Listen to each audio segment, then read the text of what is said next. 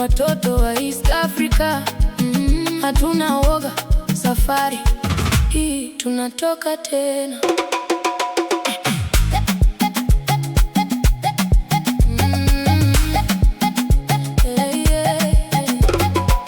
Hatuogopi mikwaju ya Samuya, sisi ni watoto tulioamua. Hatuna dabu saba barabarani tunatua. Samuya Taira, umefanya mauaji mchana kweupe.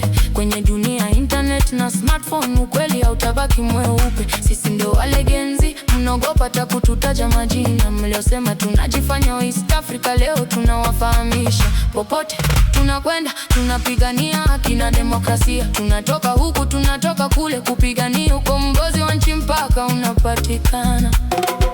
Tunakuja kuharibu na kuchoma mahekalu ya dhuluma, madhabahu mlizozijenga kuzuia haki. Sasa tunaporomosha, tunakuja kuangusha ngome za CCM, kuvunja minyororo ya utumwa. Chama cha watekaji, wauaji, nchi imeiteka kwa mtutu. Leo haki imetoweka. Hatuogopi mikwaju ya Samia, tumesimama kidete. Hatuna dabu kwa serikali haramu, hatutarudi nyuma. Hatuna nidhamu, saba tunatoka tena. Saba tutoki kizembe, mapambano ndio yameanza. Hatuogopi mikwaju ya Samia, tumesimama kidete. Hatuna dabu kwa serikali haramu, hatutarudi nyuma.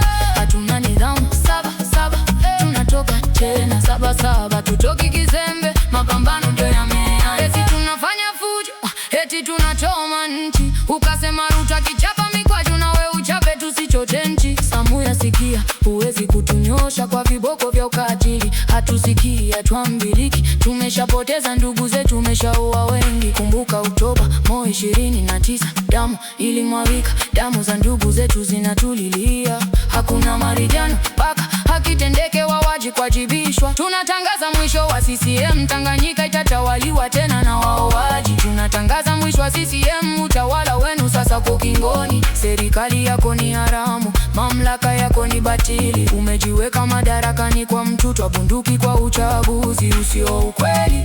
Demokrasia sio tusi, wala chafui mila zetu. Nyinyi ndio wachafuzi, mlioiba kura amani ya watu wetu. Tunataka tume huru ya uchaguzi, hiyo ndio formula. Tunataka utawala wa sheria, mahakama huru isiingiliwa maamuzi yake. Uhuru wa kuongea, uhuru wa habari, uhuru wa kuabudu, haki ya kuuliza maswali magumu bila hofu ya kutekwa na kupotezwa. Tunadai Tundu Lissu awekwe huru, Tundu Lissu achiwe kutoka kifungoni. Vyama vya siasa viachiwe huru wa kufanya siasa tena. Wafungwa uhaini waachiliwe, nchi yetu itulie, tuwe na amani. Waliotekwa warudishwe wakiwa hai na salama.